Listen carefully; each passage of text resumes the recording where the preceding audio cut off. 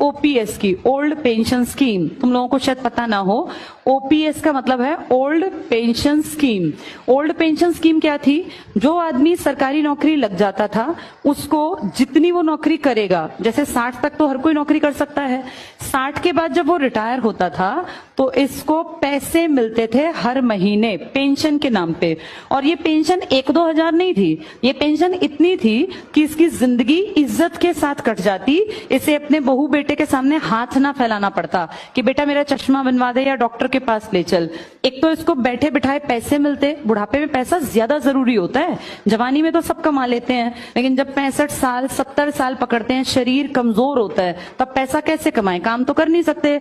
तब बच्चों को बोझ लगते हैं माँ बाप, चाहे माँ बाप ने कितना ही कुछ भी करके खिलाया हो, तब बोझ लगने लगते हैं। ये ह्यूमन नेचर है, इसीलिए अपना पैसा होना बहुत जरूरी है। अगर पैसा होगा तो आदमी ठाट से बैठ के खाएगा। और आदमी जो पेंशन वाले थे ना, इनको सिर्फ पेंशन नहीं, इनको इसके साथ साथ हेल्थ के ऊपर भी सरकार एक श्योरिटी बना के देती थी कि आपको या आपकी वाइफ को, बच्चों को नहीं। बच्चे 21 साल के बाद कवर नहीं होते। किसी का बेटा अगर 22 साल का है तो फिर वो पेंशन वाले लोग जो है ना, ये इसका इलाज नहीं करा सकते, उसके लिए पैसे देने पड़ेंगे, अपना कमा खा। उसके बच्चों को थोड़ी ना सरकार खींचती जाएगी। लेकिन वो जो भी आदमी है और जो उसकी वाइफ है, इन दोनों का सारा मेडिकल का खर्चा सरकार उठाती थी। अगर ध्यान से देखा जाए तो ये बहुत जरूरी और बहुत अच्छी बात थी। देखो, मैं जैसे कुछ लोग कहेंगे कि नहीं इससे देश का नुकसान होगा, ये कहना बहुत आसान है, लेकिन इस पे थोड़ा सा अगर दिमाग लगाया जाए कि सरकार खुद अपनी जबान से कहती है कि जी टोटल हमने जो सरकारी नौकरियां दे रखी हैं वो तो आबादी के 1% के आसपास को हैं। तो 1% के आसपास ही तो लोग मांग रहे होंगे पेंशन, फिर क्या दिक्कत है? 50% तो तुम मानते ही नहीं कि लोग काम करते हैं सरकारी। और अगर मान लो हम कहते हैं, ये इनका कहना है आजकल मंत्रियों का इन सबका, कि ओल्ड पेंशन स्कीम से देश को बड़ा नुकसान होगा।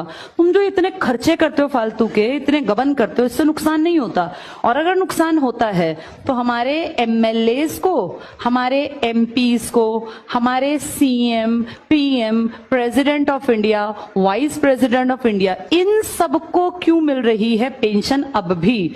अगर बंद ही की है, ये भी तो आम ही आदमी होंगे ना, ये कोई ऊपर से उतरे हुए कोई भगवान के दूत तो है नहीं, ये भी आम लोगों में से ही हैं। अगर सब आम लोगों की पेंशन दुखी करती है, देश के कंधों पे बोझ ज्यादा डलता है, देश बड़ा कमजोर हो जाता है, देश टिक नहीं पाएगा, तो फिर इनकी पेंशन क्यों दी जा रही है? और आम आदमी की पेंशन कितनी थी? 20,000, 22,000, 25,000, जिसमें जीवन कटता है, कोई महल नहीं खड़े होते पेंशन के पैसों से। इनकी पेंशन अगर तुम सुन लोगे तुम्हें चक्कर आ जाएगा, क्योंकि इनके लिए पता क्या कर रखा है? आम आदमी जिंदगी भर काम करे, 40 साल, अगर 20 में नौकरी लगा 40 साल, तो पूरी जिंदगी की एक पेंशन। और इनको एक दिन अगर कोई एमएलए बन गया तो पूरी जिंदगी की पेंशन, एक दिन की। अगर वो दोबारा बन गया इलेक्शन जीत के तो 2 बार की पेंशन। अगर वो 5 बार बन गया एमएलए तो 5 बार एमएलए की पेंशन।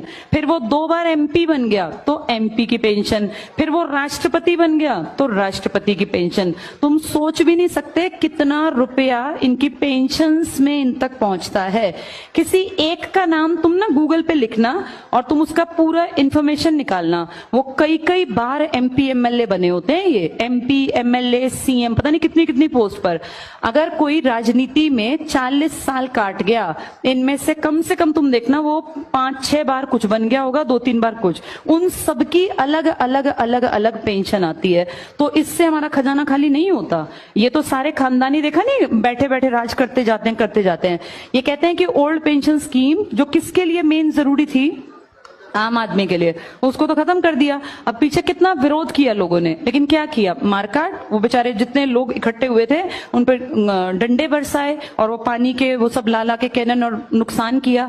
जैसे अगर ध्यान से देखा जाए, ठीक है खत्म कर दो, फिर इनकी भी तो खत्म करो ना। ये तो और बोझा डाल रहे हैं। ये तो एक आदमी 4 पेंशन खा रहा है, वहां बेचारे 40 लोग मिलके इतनी नहीं लेते होंगे जितना ये एक आदमी खा जाता है। तो इसका भी तो कोई हिसाब किताब हो। ये क्वेश्चन उठने चाहिए जब डेमोक्रेसी की बात हो, जब लोकतंत्र की बात हो। इसीलिए तुम्हारा पढ़ना जरूरी है, ताकि तुम्हें ये बातें पता चलें।